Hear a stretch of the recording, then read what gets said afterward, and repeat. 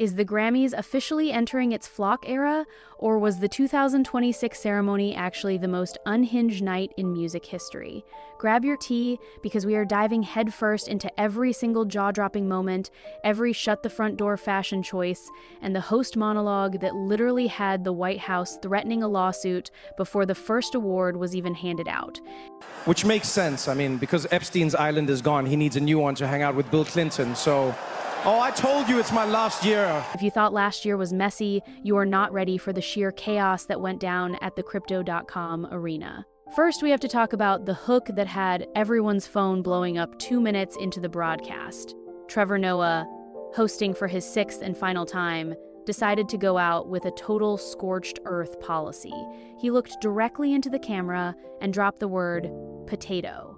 Then, he actually said that if you had a bet on him saying, potato on the crypto prediction site Polymarket, you just made a massive amount of money. He even called out a specific user, Noah22.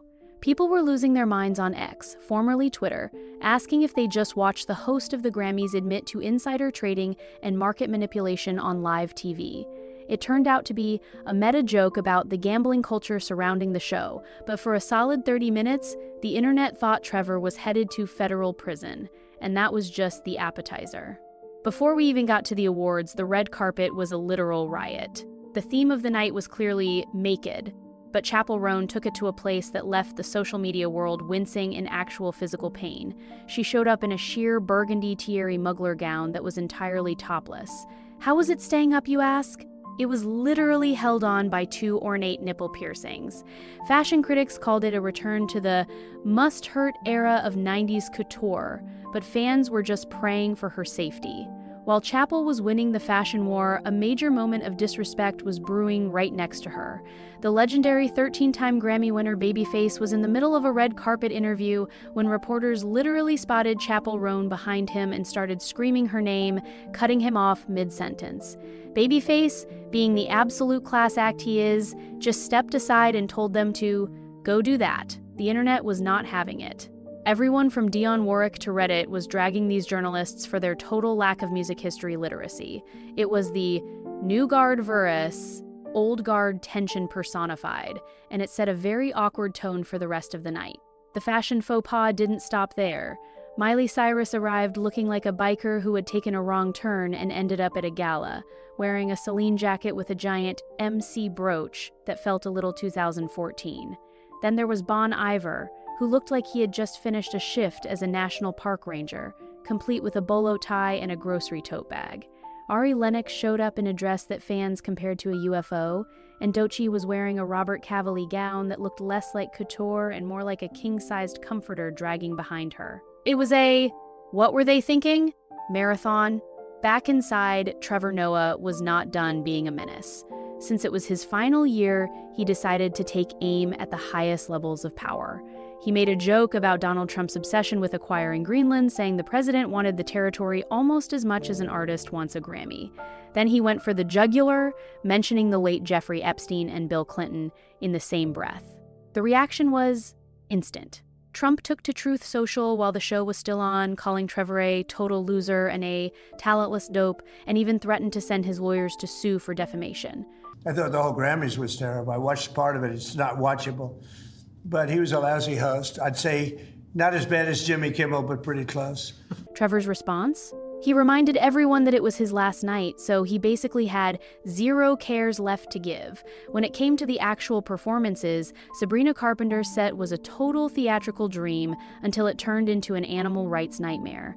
She did an ska, airlines-themed performance for her hit Man-Child, entering from a baggage conveyor belt in a pilot corset. It was high energy and perfect until the very end when she pulled out a live white dove while being lifted into the air on a plane prop. PETA was absolutely fuming, releasing a statement calling the move stupid and cruel and accusing the 26-year-old of childlike behavior.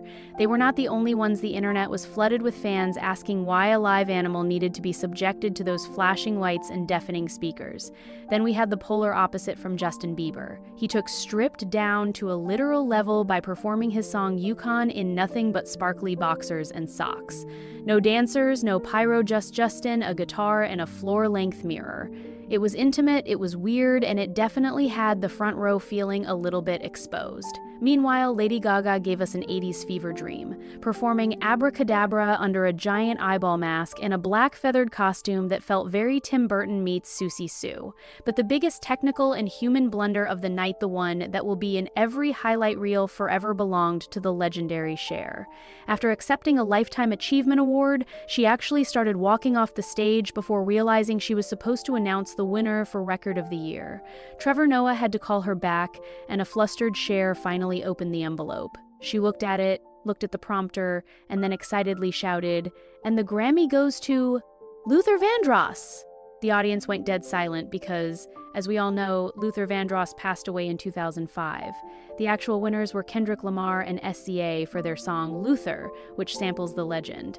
SCA was an absolute queen about it, saying later that Cher wasn't wrong because it was Luther's frequency that allowed them to win. It was iconic, hilarious, and only something Cher could get away with. The night was also the most political we have seen in decades. The Ice Out movement was everywhere. Numerous artists wore pins protesting immigration policies, but the acceptance speeches were the real battleground. Bad Bunny, who made history as the first artist to win Album of the Year for a predominantly Spanish-language project, used his moment to tell the world, "We are not animals, we are humans, and we are Americans." Billie Eilish took it even further when she won Song of the Year for Wildflower. She dropped a very loud FCK Ice into the mic, which CBS tried to bleep, but the message was heard loud and clear.